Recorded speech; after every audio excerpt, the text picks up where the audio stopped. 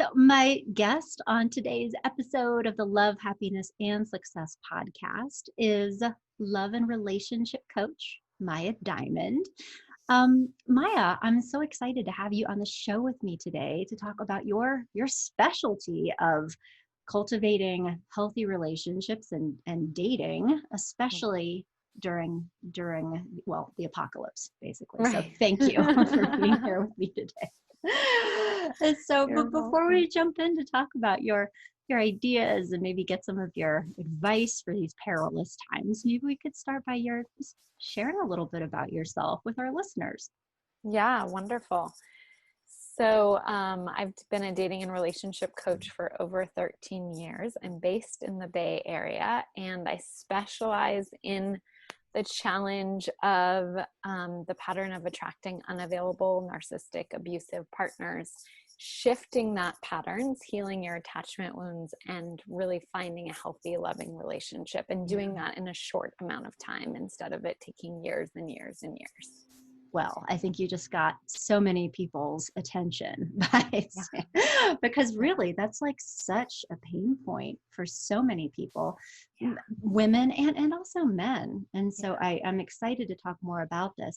And also I think you're being humble here too, because in addition to the dating and relationship coach work that you do, you're also a licensed marriage and family therapist as well. Is Yes. that correct? Okay. Yes. So there's That is also my original background. So I yeah. have my master's in somatic psychology, which Hmm. is body mind psychotherapy. So all of my work has that underpinning, which is really working with the soma, the felt sense of the body, to Yeah. really help heal the psyche on a really deep level. So we're Yeah. not just talking.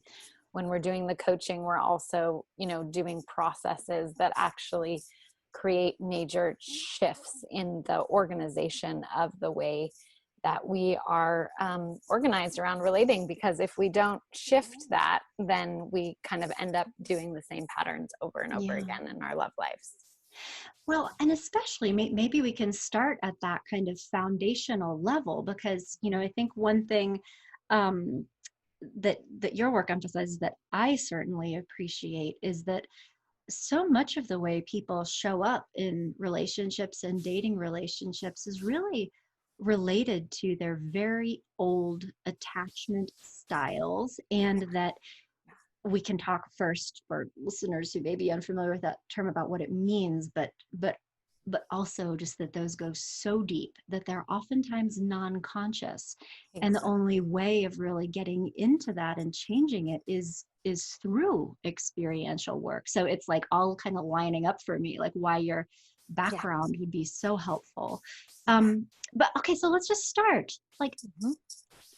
for someone who might not be familiar with the idea of attachment styles, generally speaking, how they're formed, what they mean for us as adults, what would you say to that person to help them understand this big Right. concept? Yeah. Yeah. It's so, so important. And that's when I found the attachment style theory, literature, etc. It makes relationship make sense on so many levels. The issues Yeah. in relationships, the traumas in relationship, the challenges, the conflicts, the struggles. And so attachment styles mean the way we're organized around relating, and it means the way that our primary caregiver related to us as a child. And really, I would say the first, 0 to 5 years are so, Mm-hmm. so important in terms of creating this attachment style. And so there's 4 main styles. That's one is securely attached, which means you grow up feeling like your primary caregiver is really there for you. They attune to you. They are emotionally responsive. They're there when you need them. And, at least 50% of the time, they're really there for you emotionally. And so you grow up with those. And also, this is something that's so, so important, which is that they mirror to you what you're feeling, which helps you understand and label what you're feeling, identify what you're feeling, which then gives you a skill later on in life as an adult to be able to share those feelings and needs, and also prioritize those feelings and Yeah. needs. And Whereas, recognize them in others. yes, Yeah. exactly, Yeah. 100%, be able to attune, empathize with others. And so that's, if you grew up with secure base, with Mm-hmm. secure parenting, and then if you're anxiously attached, there was more inconsistent parenting. So Yeah. sometimes there was emotional attunement, sometimes there wasn't. Sometimes you felt like your parent was going to be there. Sometimes maybe you felt like, I don't know if they're going to be there for me or not. And so there's a way that the nervous system is always on high alert, not knowing if the parent is going to be there or not, which then creates this anxious attachment as an adult, where you have a little bit of that, where you're more preoccupied in relationships and you feel like a fear of abandonment and jealousy and worry about, can I really trust this? Can I trust this person? Can I trust myself? Can I trust relationships? Mm-hmm. And then with the avoidant attachment, it's a feeling of either neglect in childhood, like not enough connection, not enough attunement, not enough emotional responsiveness, or engulfment, where your primary caregiver was invading your boundaries and also using you for their own narcissistic needs, their own selfish needs. Mm-hmm. And so you didn't get that feeling of my authentic essence, the true self, is being mirrored and prioritized and valued. Instead, it might be being invaded or neglected. And so Yeah. therefore relationships kind of feel like you need a lot of space and you need to self-regulate and you need to be really self-reliant, because you can't really rely on others or trust others to really care about your needs. So there's a similar anxious and avoidant are the opposite sides of the same coin. They're both in the insecure spectrum of attachment. And then we have disorganized, which is a combination of anxious and avoidant, which is when your parents or primary caregivers were a source of panic and fear and a source of love.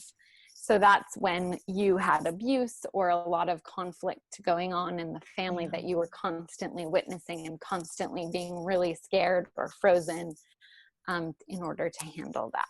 So those are the 4 styles. And what I specialize in is really healing those attachment wounds early on in childhoods in the service of having this healthy, secure relationship and being able to find it as an adult, because all of these skills, communication skills, boundaries, speaking our needs, speaking our feelings, they all relate to attachment. And so the more that we heal that and the more we learn these skills, the more we can have these healthy relationships. Yeah. Well, and exactly to your point. I mean, I think that as developing as children, we don't know, we're just sort of simmering in our own broth, right? Or in our own family. Yeah. And that people don't even have the opportunity to begin reflecting on how they show up in relationships, or what their expectations are, or how they respond to each other, or things they do to get their needs met, until they are in a relationship. And so it's we don't know. exactly that, when there's conflict or distress, either in an existing relationship or in dating patterns, that's when people are like, Oh, what's going on, and how do I maybe get different results? And it's fundamentally important to be looking at this. And may I also just add really quickly that sometimes when I speak with people about attachment stuff, it's there's a sense that it's almost like a diagnosis, like you either have it or you don't. And also, just to say out loud that this totally exists on a spectrum. It's like we could balance a perfectly securely attached person on the head of a pin right at the central, but it's like, if we imagine kind of a bell curve going out on each sides, and most of us skew mildly one way or the other, and then sort of more extreme manifestations of that in more extreme, childhood and developmental kinds of situations. But I just want to say that for anybody trying to like put themselves into a little box or something, like, we're all a combination of all 4. And I see that on all the attachment tests of my clients. We're all a combination of all 4, but we usually have 2 that predominate. That's what I see. And we usually can identify those when we hear the styles. We're like, oh yeah, that's me, because it's kind of obvious, Yeah. you know? Yeah. So, And different relationships even can bring out different traits, that you yes, could be in a relationship with one person 100%. Yeah. that feels, anxious, and a relationship with another person where you're not sh- triggered in the Yeah. same way. And so it's Yeah. not a static thing. It's a It's very very fluid. fluid thing. Yeah. I've actually too seen, you've probably seen this, but interesting research where, I think that the thinking historically is that attachment patterns are really like solely based on early childhood experiences.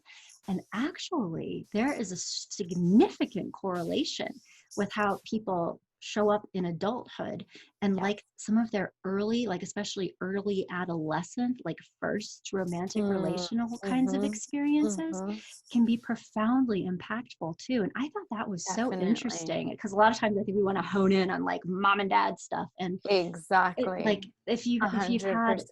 bad experiences with people developing, like those Those are very impact too. impactful. Yeah. And also something that I think is really significant that people don't talk about as much as well is that in your adulthood, Mm, you have these different romantic relationships and they can really impact your attachment style. So if you're yeah. with someone for 20 years or 10 years or 5 years who's Yeah. abusive, that's going to impact the way that you relate, what you feel safe around, opening your heart, for example. So you might have more boundaries, you might have more defensiveness, you might have gone into a more insecure pattern of attachment if you had, really, which is, most of my clientele have had a series of negative relationships where Yeah. they have been that have been insecure. And so that can really do a number on your attachment style Yeah. and can reinforce those patterns in childhood. Mhm. And so it's really important to do what I see that's so exciting is when we do that healing work on those relationships that maybe they just got out of a 10-year Mhm. abusive relationship, or maybe, they just got out of a 10-year relationship with a narcissist. They're able to identify what it is that they really need in their next partner, and then also heal what happened. Because when Mhm. we heal that trauma from our adult relationships, it allows us to actually open in a healthy way to our next partner. Yeah. Because when women are not open in the date, like if you go on a date and your heart isn't open, it's going to be really hard to make a real solid connection with Yeah. someone. And so it's just Mhm. so fundamental in dating. Yeah. Wow. And so hard, Yeah. especially if you've had Exactly. so many negative Challenge. experiences Yeah. where you really don't feel safe. And maybe rightly so, because I mean, you just talked about something really important. I know a lot of your work focuses on this, is helping people, particularly women, identify the patterns of being attracted to and getting into relationships with partners who wind up being fundamentally unavailable. And we also know this from attachment literature, that particularly people with anxious attachment styles who might need more security or safety Reassurance. often connect with partners who are the least likely to give it to them. 100%. Yeah. Why is that? Yeah. It's such a beautifully fascinating thing, which is Yeah. basically the, I would say the love map of the anxious style Mm-hmm. is I'm not worthy of love and my needs aren't important because they had that inconsistent parenting, that lack of, Mm-hmm.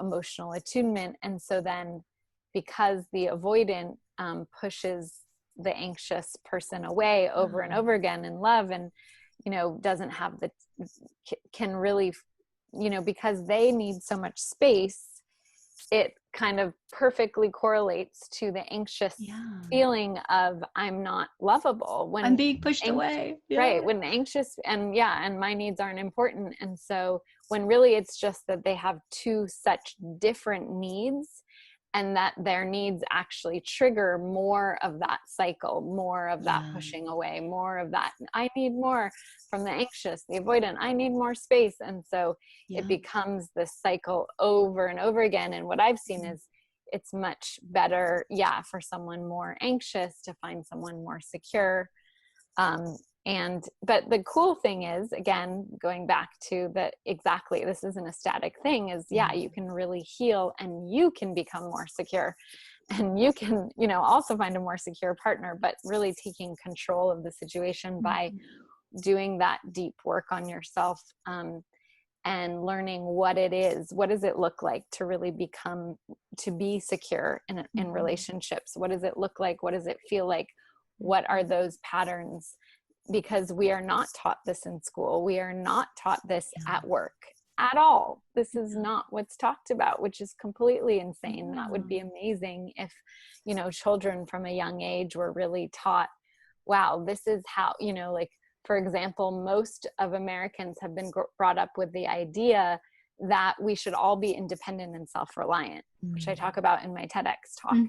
But instead, it's actually that we're interdependent, and that it's actually healthy to rely on someone. And so that it's like, I think that's just now coming into society in a much bigger way, but it's still, there's still so much of this dogma around self-reliance that I'm really passionate about releasing in our society. Yeah, absolutely. Because then if people have like normal human needs for connection and the experience Safety of a and secure love. relationship is that, and then it's like, is there wrong with something with me because I need or want or expect that, when that is actually the way it's supposed to work, is what I'm hearing you say. Yeah, exactly. Exactly. It's so fascinating. Yeah. Okay, so let's hypothetically, somebody is listening to our conversation or watching our conversation on YouTube right now, and is scrolling back and thinking about their own relationship history. Maybe it's someone who, is unhappy in their current relationship, or has been dating and feeling frustrated with that experience. I wonder if we could talk a little bit about, maybe one at a time, somebody with a proclivity towards an anxious attachment, what that history might look like. So to kind of like clue them in on, ooh, yeah, maybe that's me, versus somebody listening who has a more avoidant attachment style. What would you anticipate there? And the goal is to sort of help increase the understanding of someone listening to this about, what does it look like for someone with one of those fundamental styles to be in a relationship? How does that show up? Yeah, In a that's life a great story? question. That's a really good question. A huge one, so I hope that's okay. Yeah, no problem. So first of all, growing up in childhood, let's start with the anxious. There's probably one or both of the primary caregivers was possibly left. There might have been a real abandonment or a felt abandonment. In other words, maybe one of the parents was working all the time and so was emotionally unavailable.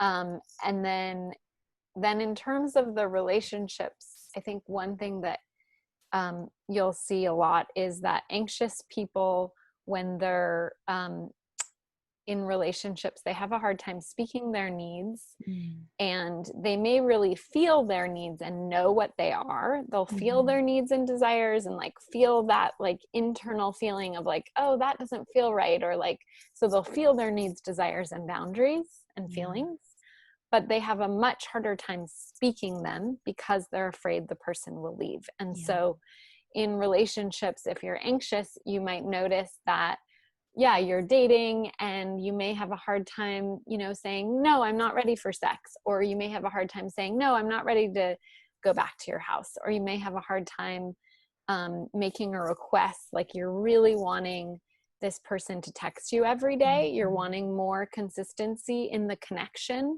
You're maybe even wanting more text during the day.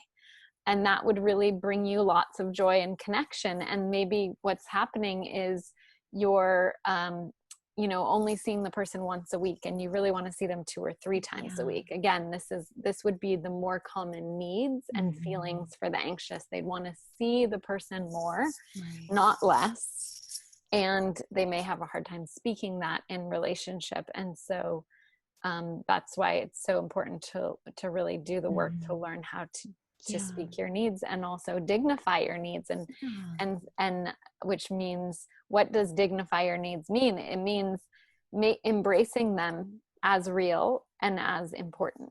And then finding a partner who can do that also. Absolutely. Yes. Yes.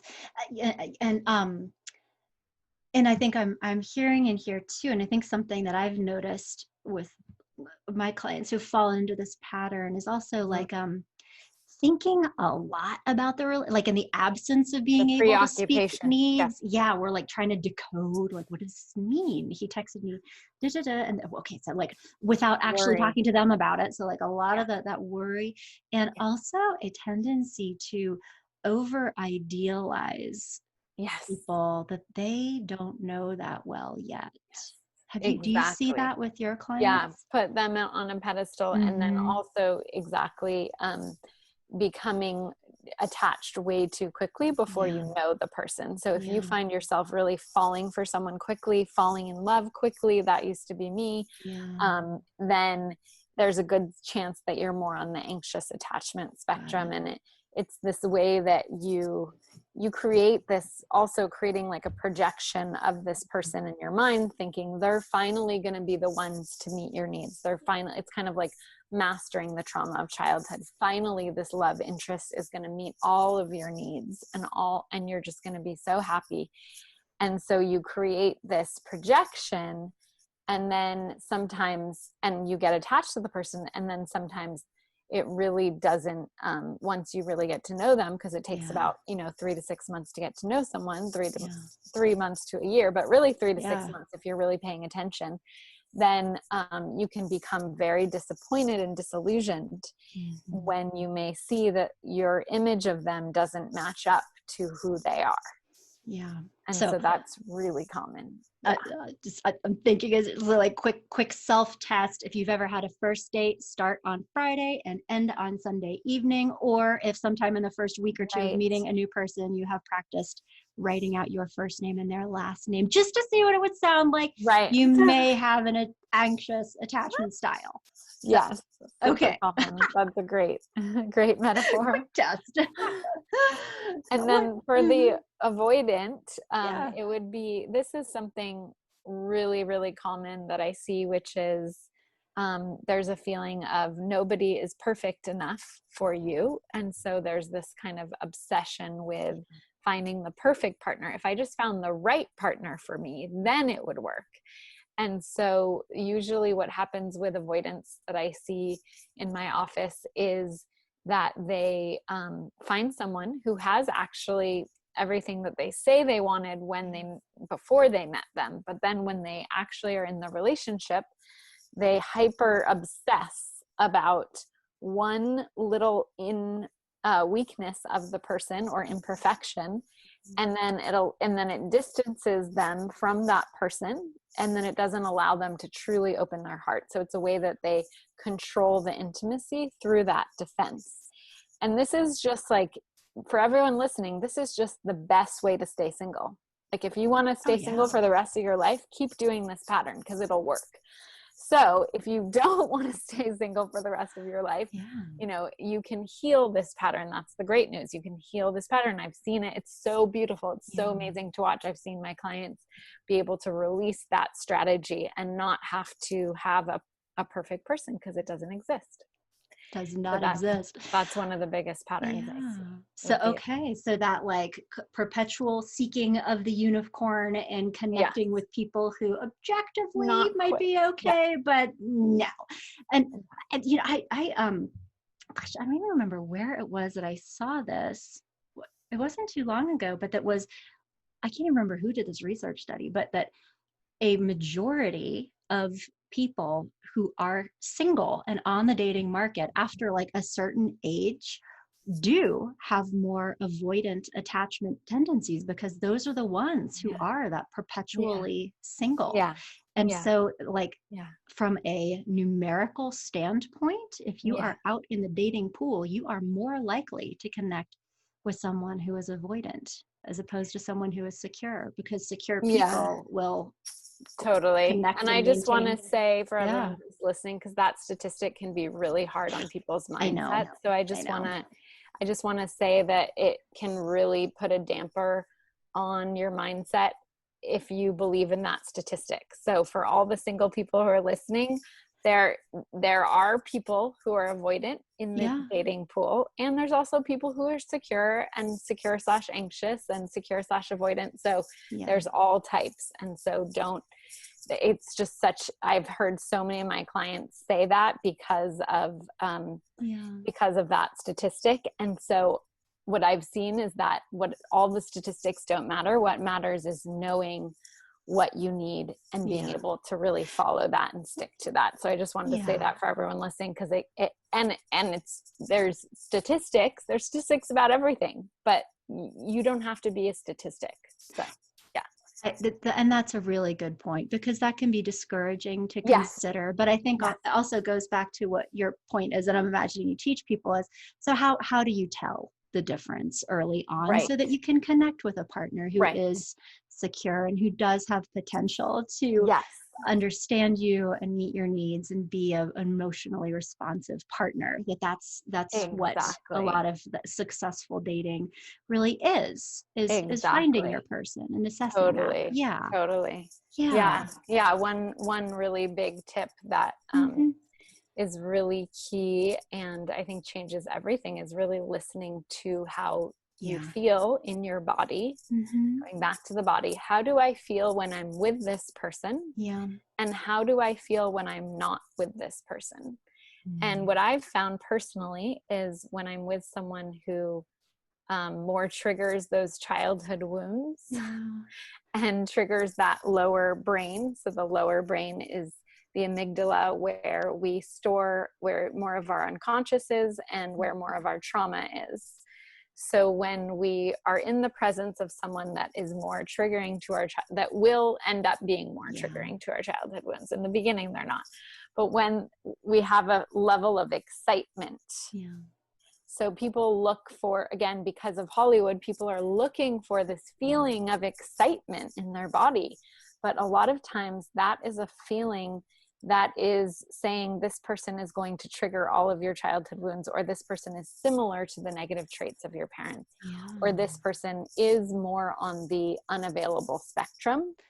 And so what I would recommend is really listening to your body and really feeling into, like, do I feel peaceful and calm and safe with this person? Number one, do I feel safe with this person? So I think what I'm hearing you say is kind of reinterpreting the like almost chemical butterfly experiences that so many people look for and seek out when they are dating, because you're saying that is actually fear, and then that's not actually a green light, it's a red light. Exactly. Can you talk a little bit more about what this looks like for people? So, you're dating people. What happens when people are like, I think something is tingly? I think something important to think about is, a lot of times, like for the listeners, go back and think about some of your first dates. And maybe there was a first date, or many, where you felt this excitement, this attraction, this chemistry, this liking the person, but also, and you might have felt that excitement and those butterflies and, like, does this person like me? Does this not? Right? Like, so there's this, like, I don't know, this uncertainty. And then also with those experiences, there might have been some flags. And what I did in my past, and so again, part of the reason why I'm so good at what I do is because I've made every mistake in the dating book. And so I can personally speak to— We've earned it. Yes, 100%. And so I can personally speak to an experience around this where there was all that excitement and that, like, uncertainty and attraction and chemistry, and then also the yellow, orange, red flags definitely in the first date. And I totally bypassed my knowing, my feeling in my body of, actually, that's totally disrespectful what this person said. I don't feel, like this person actually is sensitive to who I am as a person. Right? And so there's these little moments in dating. And so I encourage you to really listen to those moments. And I don't want to be overly personal in this conversation. So it's just like you shut me right down, but I'm curious. And because I think that, what you're saying is so important, that there Yeah. are exciting sorts of feelings that can make it easy to overlook Yes. big red flags. And perhaps maybe we could generalize to client stuff too, but like, what would you say are some of the biggest red flags that people do miss or zoom right over when they are getting Right. that Yeah. feeling? Yeah. Yeah. Yeah. And so, yeah, real quick, I'll just do a summary of what it was, which is this person was disrespecting my cultural and religious background. So there we go. There's a Um, big one. yeah. Yeah. 100%. Yeah. So, and so, yeah, that's like a part of who I am. So, and so you can think about that for yourself, right? Like maybe Hmm. it was, yeah, like, have you ever had that experience? And then, go ahead. I was just going to give Oh no, some I other. so and like to extrapolate to part, so perhaps any kind of experiences that feel negating, or that if you share something in a first date and somebody is like, yeah, no, or like makes, Dismissing or yeah, making fun exactly. of, or yeah, That those are shaming. important Yeah. things to be aware of, and perhaps not just how they talk about you, but like, how do they talk about other people? Yes. Like, How do they yeah. treat the waiters? How do they talk about their exes? How do they talk about their parents? How do they talk Hmm. about their childhood? Exactly. That's going to give you so much information. Yeah. I would say, yeah, the flags around, like really listening. I would say one of the biggest things is listening to what the person says they want in their love life right now. That's the other thing, for especially for women. So men Yeah. tell you what they want in their love life right now. They will share with you. They will be very honest and listen to what they have to say, because a lot of times women override it and say, "Oh no, I'm going to be the one that change," especially if you have this availability pattern. Yeah. Like, So I'm going to be the one that changes his mind. I'm going to be the one that makes him that, like, he's going to just love me so much. And so of course he'll want a relationship. And honestly, I actually understand why that happens. mm, Now I know why, which is that does like rarely happen with men, where they feel so moved and inspired that they're like, actually, you're the but unicorn. but guess what happens then eventually down the line is that person really wasn't ready, and so the relationship has to end. I've seen that so many times. So it's like you want someone ready for a relationship Yeah. in their personal life with their children. Like a lot of Mm, times, they're in the middle of a divorce and they don't have enough time or energy for yeah. you, and they say that in the beginning, and so maybe they're just dating because they want to enjoy the Yeah. process of Yeah. dating, but they don't really have the time and the energy. And so really listening to that Yeah. is It's like, and you're saying that like somebody will say, I'm just dating casually. I'm yeah, having a good time. yeah, I just got out of a yes, relationship. I'm just, yeah. And so you're saying, listen to that. yes, Yeah. listen Got it. and say, oh, that's great, okay, great, next date not going out with you, like that was fun, we had a great date, and like Nice to meet you. this isn't, yeah, I'm really looking for something serious, so we're not aligned. And Yeah. so having those healthy boundaries is going to really get you to where you want to go. That's awesome. Yeah, and how empowering, because I Yeah. think especially women can be like, but maybe if I'm good enough, or don't say what I really need, you Or know? he's just so cute and he has Yeah. everything I want, and so therefore I've heard this said all the time, which again I used to do as well, which is like, he's everything on my list. I'm like, he is not everything on your list if he doesn't want a relationship. Yeah. Somebody write that down. He's not So actually cute. everything if he doesn't want a relationship. Yeah, it's like the most important Yeah. thing you don't align on. So yeah, I think just listening, like just really keeping your eyes and ears open Mhm. and not your blinders on. I think we Yeah. have these blinders, which again are usually from our childhood. I know Mhm. mine were. If I can only make this person love me, then I'll heal the wound of my father, not being there for me. Instead, it's like we get to heal these things, with a Yeah. coach, Mhm. with a therapist, with someone, a practitioner that can really help you go and heal that, so you don't have to Yeah. replay it over and over again in a Totally. relationship. And so that you feel confident when you meet someone who in the past you might have set aside your own needs and like worked so hard to earn the love Yes. of, to Yes. say, actually, you're not good enough for me. Like that Yes. takes so much personal, and not, that they're bad Not people that they're not necessarily, good but it's enough, like, but they're not at the same yeah, place and they're not what yeah, you're wanting. Exactly. yeah, Yes, you're right. It takes so much confidence, so much totally. empowerment.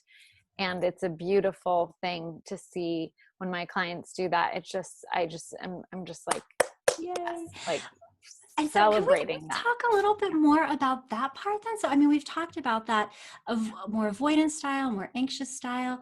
What do you see when clients kind of do that work of healing and Hmm. come into a place Yeah. of really being secure in Self-respect, themselves self-trust. and then what they seek out for and are willing to tolerate in a partner?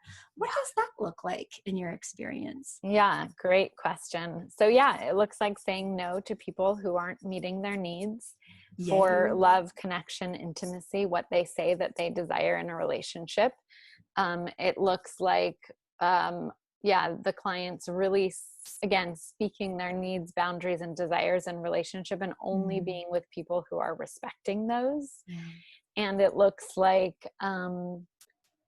yeah, just walking in the world knowing your own value and worth. I Mhm. would say that that is the basis of my work, is helping my clients really own their own value and worth so that they Mhm. can show up as a healthy sense of self in a relationship. And Yeah. so when you own your own value and your worth, when you've done that healing work on those wounds, which allows them to release and allows you to feel that I can give and receive love freely, but Mhm. I'm only going to do it with someone who is at my level of what Mhm. I'm able to give and receive. It's like Mhm. we all want to be met. I Yeah. hear that time and time again. What does being met really look like? It means Mhm. someone who's at your level. It's like coaches always talk about alignment. Well, guess Mhm. what? That's alignment. Someone who's at your level, who's going to meet you where you want to be met. And Mhm. so when you're unwilling to you're only willing to be with someone who can meet you there. That's when you're at that level of self-love, self-trust, self-respect, self-worth, and you are much happy. You know that your life is better being alone than being with someone who's not going to meet you there. Yeah. And so it becomes easy to say no to the wrong fit and easy to say yes to the right fit. And in the meantime, that's why it's so exciting, because then I get to see my clients enjoying dating from that Yay. place. You enjoy dating because Yeah. it becomes much easier to say yes and no. Definitely. Yeah. Yeah, and to protect yourself from situations that would not be good for you, Yeah. and have more opportunity to cultivate the kind of relationship that you want. Yeah. Totally hearing And that. I want to say one other Mhm. thing about this, which is, and that's why having guidance and support is so powerful, because say you meet someone who's attractive and who triggers your childhood Yay. wounding, they're narcissistic, just like your father was. Ah, And, maybe they have the shell of everything that you say you want, like maybe the narcissists are job. awfully sparkly. Yes, maybe They the look good. job, maybe the financial security, maybe they say the right things in certain ways, but your gut is just like, no. Yeah. Having that guidance and support and someone to mirror, oh yeah, you're really seeing that and feeling that. Yep, Mhm. time to let it go Yeah. is so, so powerful. So Yeah. even, that's why so many of my clients are therapists. So many of my clients are social workers. So many of my clients are doctors, lawyers. Like, these are smart people. Hmm. But when we have these triggers inside of us, it's so powerful to have that support to really mirror, Yeah. like, yep, you're right. That feeling inside of you, it's right. Go with it. And both ways, because I mean, and I hope that this is not an unreasonably difficult question, but like, you No. know, someone who does have narcissistic tendencies and an avoidant personality style will say, that person isn't good enough for me. They're not operating at my level. They're not behaving in a way that feels emotionally gratifying to me. So, no, moving on. I Mhm. mean, how do you support a client who may be tipping the scale on the other side of that, that perhaps they're getting those kinds of wounds triggered where they are Yeah. having unreasonable expectations of other Right. humans, Right. leading them to feel, superior and go on that quest again for the perfect unicorn, that because that's the Yes. side. Exactly. Yeah. And that's why, yeah, I would say again with the more avoidant personality, Hmm. it's not, I never hear them saying like this person isn't meeting me emotionally. Mm. It's usually almost 100% that this person, for example, like, maybe they're not creative enough, or Mm.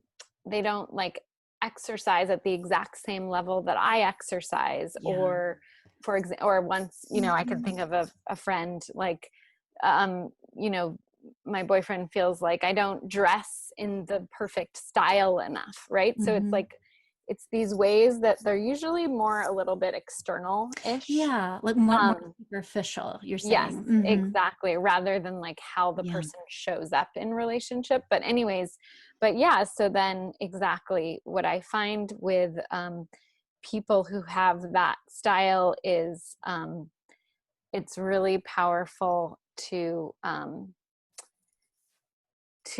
keep going with that person that Mm. is the person that they've met, that's emotionally available, that has what they say they desire. And what I find is if you keep going and keep dating that person, then you actually like that kind of strategy kind of starts to relax. But Mm. obviously, I think having the right support Yes. around that is really crucial, because Yeah. your brain, your mindset, your defense is going to just keep.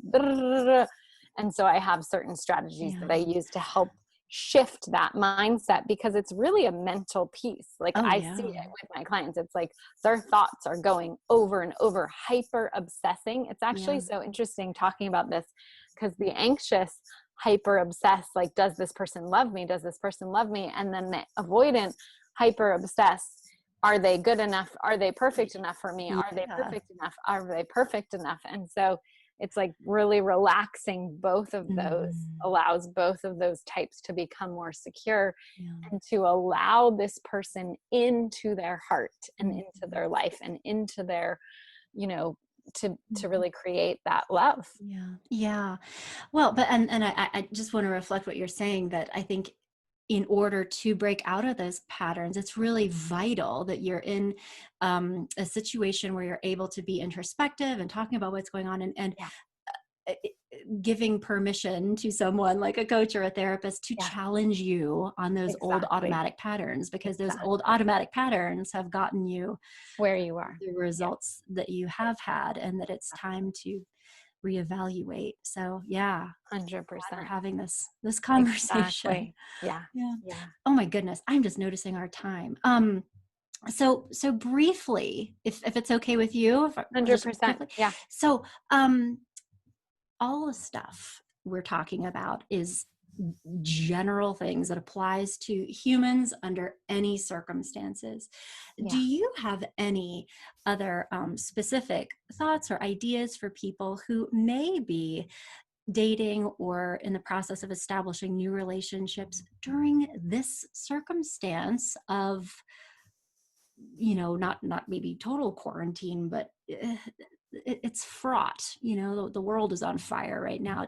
What does this change for people who Yeah. are I love this topic because I think it's fantastic, which is, yeah, this COVID is amazing for your love life. And you're probably like, what, Maya? What are you Oh talking no, I about? totally So agree. you get it. You I get get it. it. Yeah. So, and the reason why is that, it's making everyone go a lot slower Yes. physically, for sure, physically, which is huge in our society, because so many Hmm. people, usually have sex Jump at right the into first, bed. second, third, fourth date, and that is Yeah. not happening anymore. It's very, it's not health advised at all, and it's really advised to really go really, really slow in terms of physical affection. So that's number one, why it's so great for relationships. Number two, people want love, connection, and intimacy now more than ever before. People are in touch. Whatever style you are, I bet you, and you'll understand if you're listening, that you are more in touch, especially if you're single, with your desire for love, intimacy, and connection than you ever have been, Yes. especially if you're single and alone in your apartment. And so Totally. So therefore much. you're Yeah. motivated to find love. And Mm-hmm. so then there's more people online than ever before. So there's more chance of meeting your beloved than ever before. Yay. And so then it's about really using the technology of video dating. So I highly recommend, and also socially distanced walks, totally fine in certain places. You just need Yeah. to know where you live and if that's okay. Yeah. But the video dating is really a great way to get to know someone. And also it's not about like your body. It's like you see you see the face and the half of the torso, and you get a sense Yeah. of who they are and their physicality and the way their energy is, but which is huge. Energy is so huge for dating. Mm-hmm. But you don't and then but you don't waste your time, Yeah. because if you on the first date again see these flags that we've been talking about, then you haven't spent 2 hours, an hour there going to the location, an hour going home. So there's just so many benefits right now. So to summarize what I just heard you say, so that this is a benefit because if we are going slower and meeting people through like conversations and video-based things, it's less likely to trigger those like unhelpful chemistry feelings, and certainly run the risk of having sex with someone who's probably not a good fit for us emotionally, which can obscure so many things when that sexual experience gets thrown into the mix. And so you're Exactly. saying to then have more conversations that are based on who are you, who am I, like this Yeah, authentic kind of character, personality really helps you focus on what is this without things that could be confusing, but also that I mhm. think so important that people are perhaps less inclined to be dating casually, like just messing around and having drinks and hooking up with Yeah, people, because there's this new appreciation of wanting a partner. Really, is exactly. that, does that kind of Definitely. summarize? And Mm-hmm. yeah, except there's just one thing, which is you are still going to get the childhood, like you're going to get all the information, Yeah. even in the video date. Yeah. You'll feel the chemistry, you'll feel the attraction, you'll feel maybe the excitement. And, so all the same stuff is happening. It's just happening on a video date. And so Yeah. definitely pay attention and listen to Mm-hmm. the signals to your body. Because the thing that people miss around Zoom is we feel the energy even on Zoom, Yay. Yeah. right? It's like we're feeling each other's energy, Mm-hmm. and that's the power of this technology, and it's so amazing. And so don't underestimate that you're still getting all that important information, Yeah. and so really listen to it. Yeah. Yeah, Yeah. yeah. The trusting, and yeah. Okay. Well, this has been such an interesting conversation. So, Maya Diamond, if listeners wanted to learn more about you and your work, or view your TEDx talk, Yeah. where would they go to learn more about you? Wonderful. Thank you so much. So yeah, you can go to empowerlove.us/love, empowerlove.us/love. And you can go on YouTube and just search Maya Diamond for my TEDx talk, or on empowerlove.us/love. You can also find my podcast and I think my TEDx on there as well. Wonderful. Well, Yeah. thank you so much for taking the time to speak with me today and just share all these such important, ideas and insights that are crucial under any circumstances, but especially now. Yeah. Thank you, Lisa. It's been so wonderful to chat with you today. A lot of fun. Okay, take care, Maya. Thank you. Okay.